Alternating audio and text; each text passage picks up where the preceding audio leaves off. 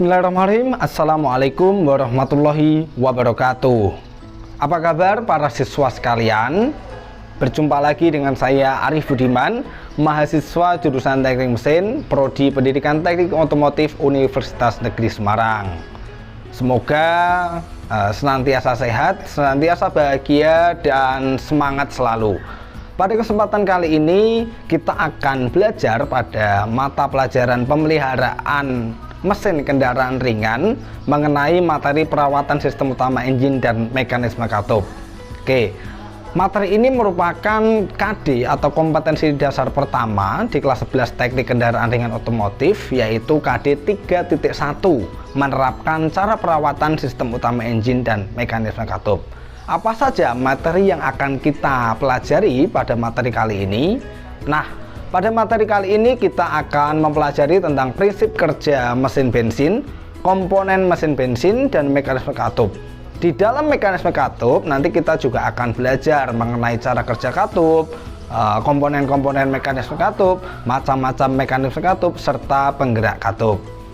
Setelah mempelajari materi ini, kita diharapkan mampu untuk menjelaskan fungsi perawatan sistem utama engine dan mekanisme katup, mampu untuk menentukan cara perawatan sistem utama engine dan mekanisme katup, serta mampu untuk melakukan perawatan sistem utama engine sesuai dengan prosedur yang benar. Sudah siap? Oke, kalau seperti itu kita langsung saja ke materi. Baik para siswa sekalian, kita akan membahas tentang konstruksi mesin. Jadi konstruksi utama mesin atau engine itu yang pertama ada silinder head cover, kemudian ada silinder head atau kepala silinder, ada juga piston, kemudian ada silinder block, ada crankshaft, oil pan, connecting rod, dan camshaft. Ini merupakan komponen-komponen utama pada engine atau mesin. Nah, nanti kita akan bahas lebih dalam lagi mengenai apa fungsinya, letaknya, dan sebagainya. Tapi sebelum itu kita akan mengetahui dulu sistem motor bakar. Jadi secara umum motor bakar itu terdiri dari dua. Yang pertama adalah internal combustion atau pembakaran dalam, dan juga external combustion atau pembakaran eksternal. Contoh dari pembakaran luar itu ada mesin uap, kemudian nuklir, mesin turbin uap, dan lain-lain. Contoh dari internal combustion itu mesin bensin, mesin diesel, roket, dan juga mesin jet. Nah, pada materi ini nanti kita akan lebih fokus kepada mesin bensin. Kemudian apa yang dimaksud dengan motor bakar?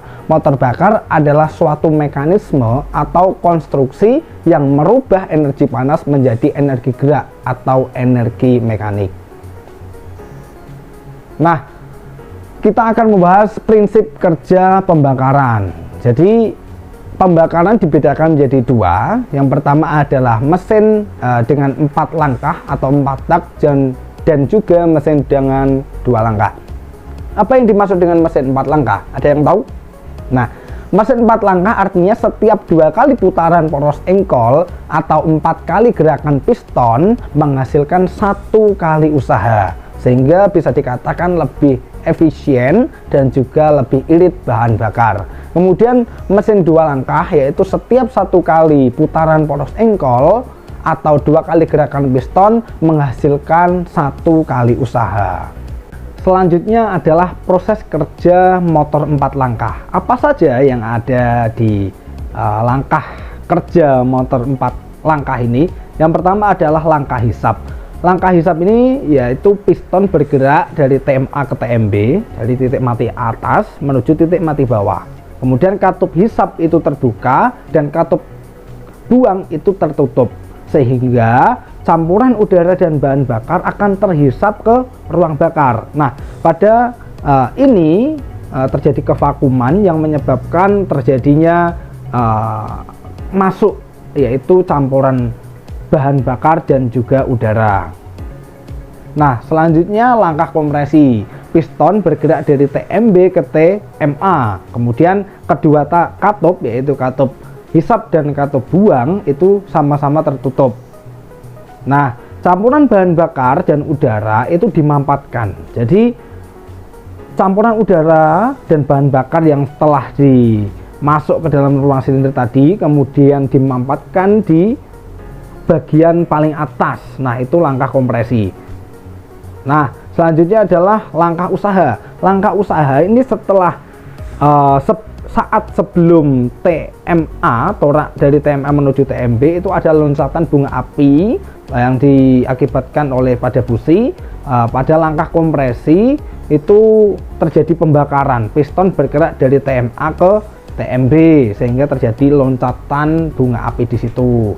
Oke, selanjutnya setelah ada loncatan bunga api di situ, piston bergerak dari TMB ke TMA, katup buang tertutup, katup buang terbuka, sehingga sisa gas pembakaran ini akan dibuang keluar, sehingga proses ini dinamakan dengan proses buang atau langkah buang. Nah, secara umumnya langkah langkah 4 tak atau 4 langkah pada kerja motor itu adalah terdiri dari langkah hisap, langkah kompresi, langkah usaha, dan juga buang. Kemudian pada proses motor 2 langkah itu terdiri dari 2 kali saja, 2 tahap. Yang pertama adalah langkah kompresi dan langkah hisap, di mana piston bergerak dari TMB ke TMA, saluran udara masuk ke dalam silinder tertutup dan dilanjutkan kompresi. Saluran intake pada ruang engkol terbuka, tercampuran bahan bakar udara dan udara masuk ke ruang engkol. Nah, siklus atau langkah kompresi dan hisap ini terjadi dalam satu siklus. Kemudian dilanjutkan langkah usaha dan langkah buang. Artinya piston ini bergerak dari TMA menuju TMB, api busi menyala beberapa derajat sebelum piston mencapai TMA. Panas gas hasil pembakaran kemudian terdorong piston menuju TMB sampai saluran buang ini terbuka dan gas buang itu terkeluarkan. Seperti itu motor untuk 2 langkah. Jadi tapi pada konstruksi proses kerja motor 2 langkah ini sudah agak jarang digunakan pada dunia otomotif yang sekarang, karena bisa dilihat campuran bahan bakarnya itu akan masuk lebih kurang efektif, kurang efisien, sehingga banyak dunia otomotif, motor, kendaraan, dan mesin sebagainya menggunakan mesin 4 langkah.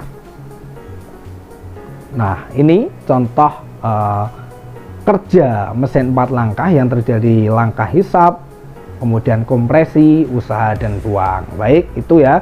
Tolong dipahami dulu, nanti setelah ini paham akan lanjut ke komponen-komponen engine. Bagi teman-teman yang belum paham tentang materi ini, diulang dulu.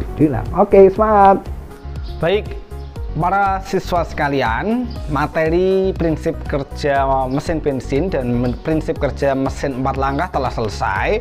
Pastikan Anda paham ya, mudah-mudahan paham. Dan materi ini belum selesai, ada materi lanjutannya tentang komponen utama mesin bensin. Nanti langsung cek ke video selanjutnya. Semangat! Nah, sebelum lanjut ke video selanjutnya, latihan soal berikut ini silakan dikerjakan ya. 1. Apa perbedaan mesin siklus 2 langkah dengan siklus 4 langkah? Kedua, bagaimana urutan siklus kerja mesin 4 langkah yang benar? Oke, kerjakan dengan baik.